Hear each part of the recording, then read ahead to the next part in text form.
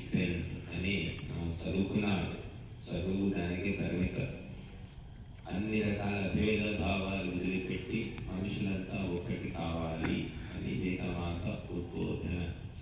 కాబట్టి ధర్మరాజు రాజసూయ యాగం చేసినప్పుడు, అశ్వమేధ యాగం చేసినప్పుడు ప్రపంచంలో అన్ని దేశాల నుంచి కూడా ప్రతినిధులు వచ్చారని మహాభారతంలో ఉంది.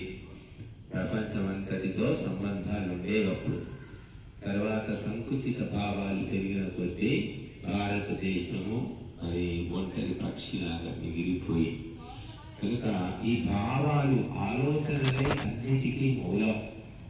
ఆలోచనలు సక్రమ మార్గంలో నడిపిస్తే ప్రతి మనిషి గొప్పవాడు కాగలుగుతాడు.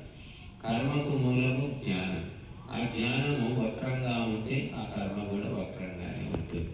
కనుక ఈ బుద్ధి శుద్ధి కావడానికే ఇవన్నీ చేస్తున్నాం మనం.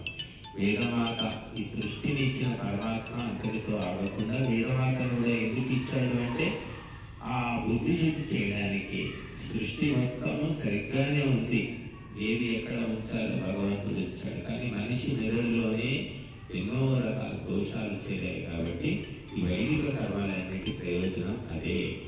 ఇప్పుడు సంఘటన సూక్తం. ఓం సంసనిద్యువసే వృషన్నగ్నే విశ్వాన్యర్యః ఇదస్పదే సమిధ్యసే సనో వసూన్యాభయ. ఓం సంగచ్చత్వం సంవదత్వం సంవో మనసి జానతాం దేవా భాగం యథా పూర్వే సంజానానా ఉపాసతే. ఓం సమానో మంత్ర సమితి సమాని సమానం మనః సచిత్తమేషాం సమానం మంత్రమభిమంత్రయేవః సమానేన వో హవిషా జుహోమి.